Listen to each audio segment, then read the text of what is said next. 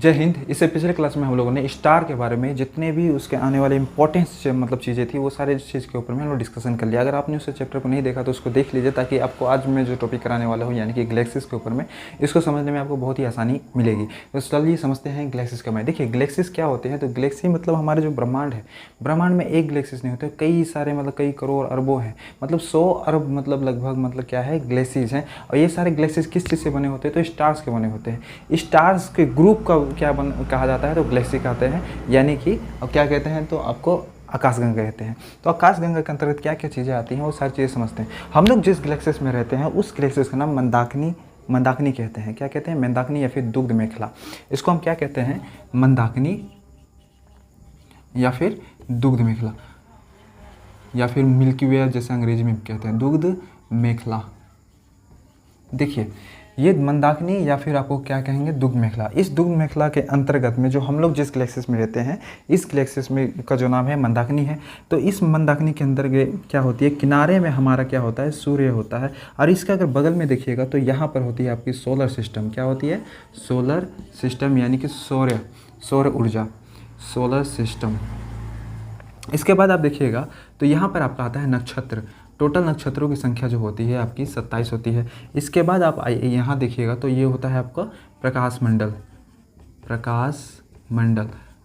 इसके बाहरी अगर आप भागों में जाइएगा तो यहाँ पर पूरा का पूरा आपको ब्रह्मांड आ जाता है। ब्रह्मांड के अंदर सारी चीज़ें आ जाती है, क्षुद्र ग्रह, गैस पुंज, हर चीज़ें यहाँ पर आपको देखने को मिल जाती है। ये जो मैंने आपको यहाँ पर जैसे मैंने स्लाइड करके ये जो गोल चित्र बनाया है, ये समझिए कि पूरी तरीके से स्टार है। अब स्टार जो है एक एक करके नहीं बनी होती है। इसके स्टार के पीछे आगे पीछे चारों तरफ क्या होती है? स्टार्स होती है। इसका बोलने का मतलब होती है कि इसका जो शेप होता है ना, क्या होती है? शेप ये स्पाइरल होती है। अब यहाँ बात आता है कि सबसे ज़्यादा जो गैलेक्सीज के अंदर में जो स्टार्स होंगे वो किस जगह पे होंगे? उसके साइड में होंगे, बीच में होंगे, या फिर किस साइड होंगे? तो आप आसानी से बता सकते हैं कि इसके सबसे जो बीच वाले भाग होते हैं यहाँ पे सबसे ज़्यादा स्टार्स पाए जाते हैं। और इस बीच वाले भाग के जो सेंटर होती है इसको हम कहते हैं बल्ज। क्या कहते हैं? बल्ज। ठीक है। तो ये हमारा पूरा का पूरा जो आकाशगंगा, जिस आकाशगंगा में हम रहते हैं वो आकाशगंगा आपने यहाँ पर देख लिया। अब इसी प्रकार का आकाशगंगा बहुत सारे होते हैं। जैसे मान के चलिए एक आकाशगंगा जो है यहाँ पे है, एक आकाशगंगा यहाँ पे है। जैसे ये मान चलिए हम लोग जिसमें रहते हैं वो दुग्ध मेखला यानी कि मिल्की वे है, दुग्ध मेखला। और यहाँ पे जो आकाशगंगा है इसके बगल में इसका भी कुछ नाम होगा, इसके बगल में है उसका भी कुछ नाम होगा। यहाँ भी बहुत सारे आकाशगंगा मिलेंगे आपको, यहाँ भी बहुत सारे आकाशगंगा मिलेंगे।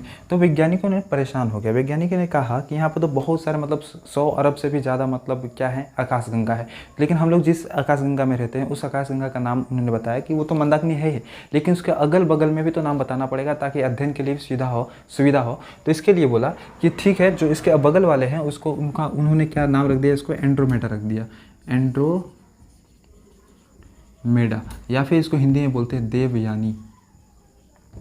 और इसी के बगल में यानी कि एंड्रोमेडा के बगल में जिस आकाशगंगा को मिला उसको बोला गया NGC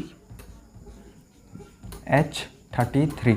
इसको ये 3 यहाँ पर नाम दे दिया गया। इसके बाद जितने भी आकाशगंगा आए उन सबको एक क्या कर दिया? क्या एक मतलब शेप दे दिया गया कि भाई देखो 3-3 का उन्होंने क्या बना दिया? ग्रुप बना दिया। जैसे मान के चलिए यहाँ पर एक आकाशगंगा मिला तो इसको एक अलग ग्रुप बना दिया।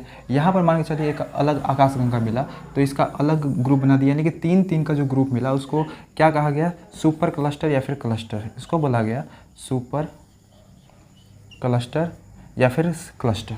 तो ये हो गया हमारा पूरा आकाशगंगा का पूरा सिस्टम हो जाती है। तो हमको अगर कहेगा कि सूर्य का सबसे नज़दीकी मतलब जो हमारा जो गैलेक्सी है वो गैलेक्सी का नाम क्या है, तो आप सीधे बता दीजिएगा वो दुग्ध मेखला। अगर दुग्ध मेखला के अगर मतलब बगल में बोलेगा तो वो बोल दीजिएगा देवयानी, या देवयानी के अगर बगल में बोलेगा तो वो हो जाएगा आपका कौन सा? देवयानी के अगर बगल में बोलेगा तो कौन सा हो जाएगा आपका? ये हमारा NGC H33। तो इस प्रकार से ये पूरा आकाशगंगा का यहाँ पर मैंने चित्र बना दिया। और इसके बगल जो बीच वाले भाग होती है उसको हम कहते हैं बल्ज। इसका मतलब जो शेप होता है वो होती है स्पाइरल। इस तरीक़े से आपको ये जो छोटी सी मतलब आकाशगंगा के बारे में बताना था ये आपको समझ में आ गया होगा। मिलते हैं नेक्स्ट क्लास में, तब तक के लिए जय हिंद।